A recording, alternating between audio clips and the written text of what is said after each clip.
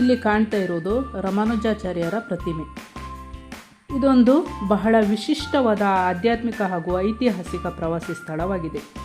ಇದು ಹೈದರಾಬಾದ್ನ ಶಂಷಾಬಾದ್ ಸಮೀಪದ ಮುಚಿಂತಲ್ನಲ್ಲಿರುವಂಥ ಒಂದು ಸ್ಥಳ. ಇದು ರಂಗಾರೆಡ್ಡಿ ಜಿಲ್ಲೆಯಲ್ಲಿದೆ.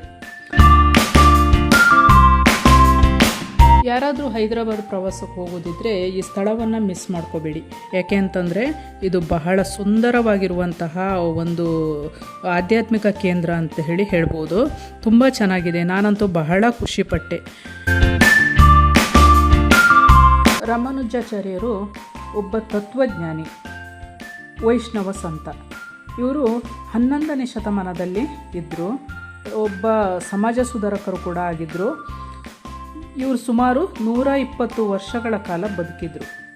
ಅವರ ಸ್ಮರಣಾರ್ಥವಾಗಿ ಈ ಪ್ರತಿಮೆಯನ್ನು ಇಲ್ಲಿ ನಿರ್ಮಿಸಿದ್ದಾರೆ.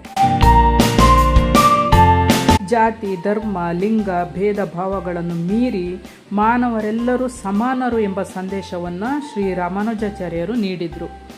ಆ ಸಂದೇಶವನ್ನು ಸ್ಟ್ಯಾಚ್ಯೂ ಆಫ್ ಈಕ್ವಾಲಿಟಿ ಸೂಚಿಸ್ತದೆ.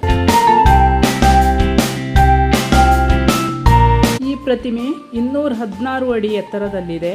ಇದು ರಾಮಾನುಜಾಚಾರ್ಯರು ಕುಳಿತಿರುವ ಭಂಗಿಯಲ್ಲಿದೆ. ಇದು ವಿಶ್ವದ ಅತ್ಯಂತ ಎತ್ತರದ ಲೋಹದ ಪ್ರತಿಮೆಗಳಲ್ಲಿ ಒಂದಾಗಿದೆ.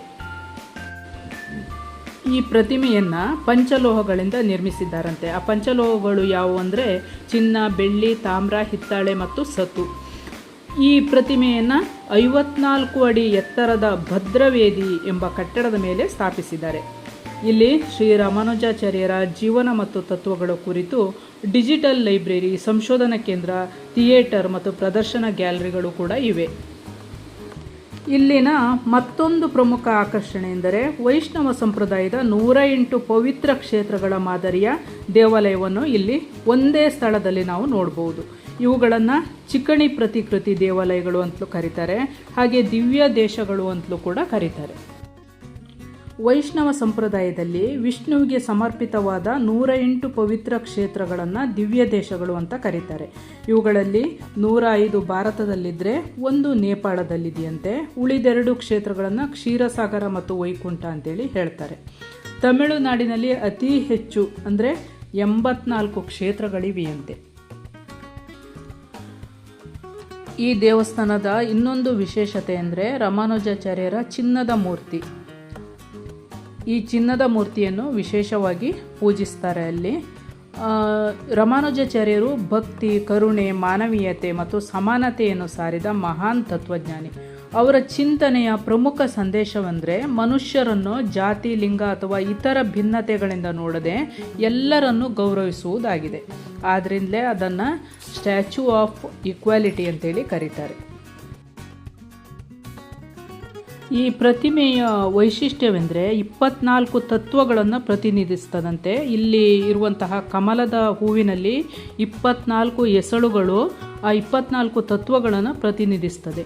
ಇದು 27 ಅಡಿ ವ್ಯಾಸದ ಕಮಲದ ಹೂವಿನ ಮೇಲೆ ಕುಳಿತಿರುವಂಥ ರಾಮಾನುಜಾಚಾರ್ಯರ ಪ್ರತಿಮೆ ಆಗಿದೆ. ಈ ಪ್ರತಿಮೆಯನ್ನು 36 ಆನೆಗಳು ಕಮಲದ ಹೂವನ್ನು ಹೊತ್ತಿರುವಂತೆ ಭಾಸವಾಗ್ತದೆ. ಇದು ಚಿನ್ನದ ಬಣ್ಣದಿಂದ ಕಂಗೊಳಿಸ್ತಿದ್ದು ನೋಡಲಿಕ್ಕೆ ಬಹಳ ಖುಷಿಯಾಗ್ತದೆ. ತುಂಬ ಚೆನ್ನಾಗಿ ಕಾಣಿಸ್ತದೆ. ಇದಕ್ಕೆ ಅಂದಾಜು 1,000 ಕೋಟಿ ವೆಚ್ಚವಾಗಿದೆಯಂತೆ. ಈ ಪ್ರತಿಮೆಯನ್ನು ಚೀನಾದ ನಾನ್ಜಿಂಗ್ ಮೂಲದ ಏರೋಸನ್ ಕಾರ್ಪೊರೇಷನ್ ಕಂಪನಿಯು ನಿರ್ಮಾಣಕ್ಕಾಗಿ ಒಪ್ಪಂದ ಮಾಡಿಕೊಂಡಂತೆ. 7,000 ಟನ್ ಪಂಚಲೋಹದಿಂದ ಇದನ್ನು ಚೀನಾದಲ್ಲಿ ನಿರ್ಮಿಸಿದರು. ನಂತರ 54 ಸಾಗಣೆಗಳಲ್ಲಿ ಚೆನ್ನೈ ಬಂದರಿನ ಮೂಲಕ ಭಾರತಕ್ಕೆ ತಂದರು. ಅದನ್ನು ಪೂರ್ಣವಾಗಿ ತರಲಿಲ್ಲ. ಸುಮಾರು 1,600 ಪ್ರತ್ಯೇಕ ತುಣುಕುಗಳಲ್ಲಿ ಅದನ್ನು ಸಾಗಿಸಿದ್ರಂತೆ. ಈ ಪ್ರತಿಮೆಯ ಚಿನ್ನದ ಬಣ್ಣಕ್ಕೆ ಚೀನಾದ ಏರೋಸನ್ ಕಾರ್ಪೊರೇಷನ್ 20 ವರ್ಷಗಳ ಗ್ಯಾರಂಟಿಯನ್ನು ನೀಡಿದೆಯಂತೆ.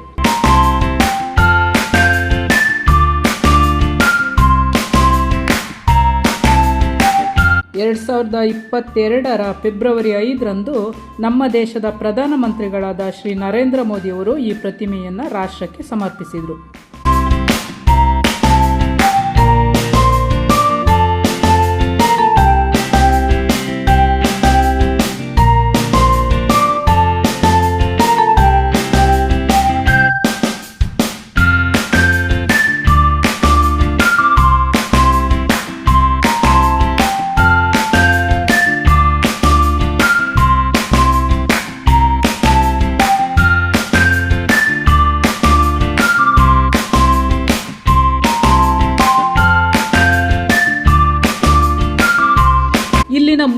ಕಟ್ಟಡದಲ್ಲಿ ಧ್ಯಾನ ಮಂಟಪವಿದ್ದು ಇಲ್ಲಿ 120 kg ಚಿನ್ನದಿಂದ ಮಾಡಿದ 54 ಇಂಚು ಎತ್ತರದ ರಾಮಾನುಜಾಚಾರ್ಯರ ಪ್ರತಿಮೆಯನ್ನು ಸ್ಥಾಪಿಸಲಾಗಿದೆ. ಇದು ಅವರ ಜೀವಿತಾವಧಿಯನ್ನು ಸೂಚಿಸುತ್ತದೆ.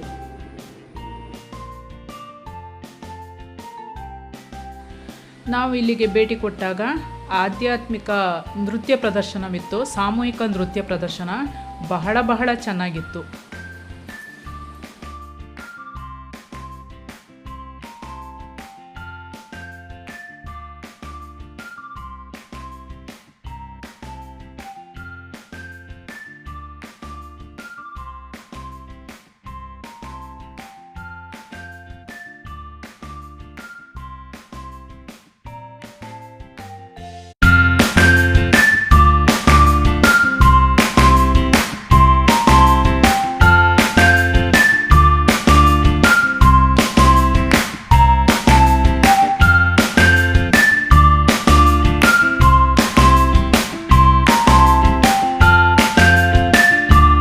ಇಲ್ಲಿ ಕಾಣ್ತಾ ಇದೆಯಲ್ಲ ಉದ್ಯಾನವನ.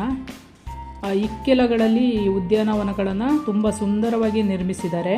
ಇದನ್ನು ನಾನು ಮೇಲಿನ ಕಟ್ಟಡದಿಂದ ಚಿತ್ರೀಕರಣ ಮಾಡಿರುವುದು.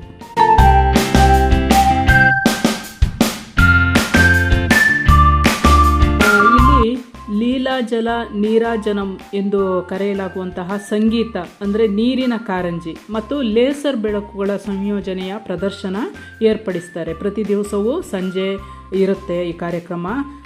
ಇಲ್ಲಿ ವಿವಿಧ ಬಣ್ಣಗಳ ಲೇಸರ್ ಬೆಳಕುಗಳು, ಸಂಗೀತಕ್ಕೆ ತಕ್ಕಂತೆ ಚಲಿಸುವ ನೀರಿನ ಕಾರಂಜಿಗಳನ್ನು ನಾವು ನೋಡ್ಬೋದು.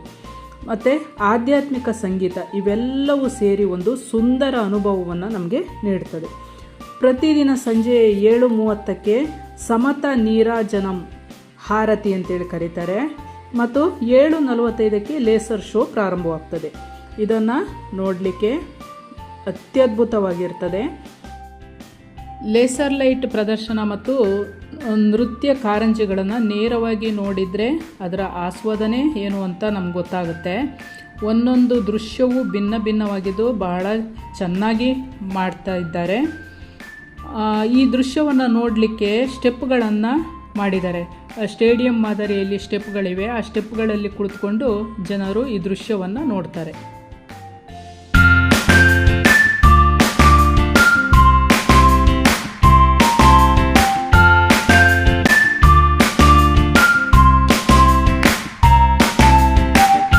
ಹಗಲಿನಲ್ಲಿ ಭವ್ಯವಾಗಿ ಕಾಣುವ ಈ ಸಮಾನತೆಯ ಪ್ರತಿಮೆ ರಾತ್ರಿ ಬೆಳಕಿನಲ್ಲಿ ಇನ್ನಷ್ಟು ಅದ್ಭುತವಾಗಿ ಕಂಗೊಳಿಸುತ್ತದೆ. ಇಲ್ಲಿ ನಡೆಯುವಂತಹ ಲೇಸರ್ ಲೈಟ್ ಮತ್ತು ವಾಟರ್ ಶೋ ನೋಡುಗರನ್ನು ಮಂತ್ರಮುಗ್ಧರನ್ನಾಗಿಸ್ತದೆ. ಬಣ್ಣದ ಲೇಸರ್ ಕಿರಣಗಳು ಅದರಂತೆ ಸಂಗೀತಕ್ಕೆ ತಕ್ಕಂತೆ ಚಿಮ್ಮುವ ನೀರಿನ ಕಾರಂಜಿಗಳು. ಇದರ ಹಿನ್ನೆಲೆಯಲ್ಲಿ ಹೊಳೆಯುವಂತಹ 216 ಅಡಿ ಎತ್ತರದ ರಾಮಾನುಜಾಚಾರ್ಯರ ಪ್ರತಿಮೆ. ಈ ಮೂರು ಸೇರಿ ಸೃಷ್ಟಿಸುವ ದೃಶ್ಯ ಇದೆಯಲ್ಲ, ಅದು ನಿಜಕ್ಕೂ ಕಣ್ಮನ ಸೆಳೆಯುತ್ತದೆ.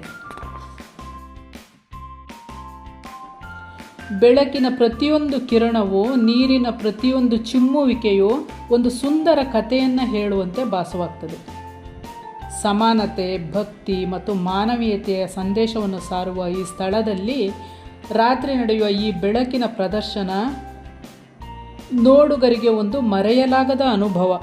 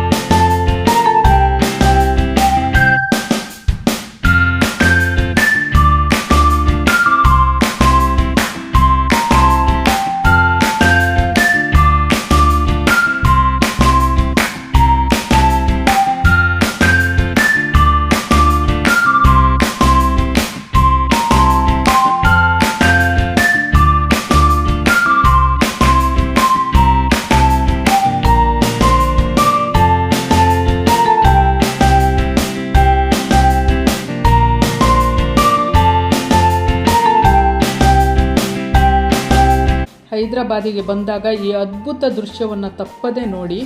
ಈ ಅದ್ಭುತ ಸ್ಥಳವನ್ನು ನನ್ನೊಂದಿಗೆ ವೀಕ್ಷಿಸಿದ ನಿಮ್ಮೆಲ್ಲರಿಗೂ ಧನ್ಯವಾದಗಳು. ಇಂತಹ ಇನ್ನಷ್ಟು ಸುಂದರ ಪ್ರವಾಸಿ ಸ್ಥಳಗಳನ್ನು ನೋಡಲಿಕ್ಕೆ ಈ ನಮ್ಮ ಚಾನಲನ್ನು ಸಬ್ಸ್ಕ್ರೈಬ್ ಮಾಡಿ. ನಿಮಗೆ ಈ ವಿಡಿಯೋ ಇಷ್ಟವಾದಲ್ಲಿ ಶೇರ್ ಮಾಡಿ, ಲೈಕ್ ಮಾಡಿ. ನಮಸ್ತೆ.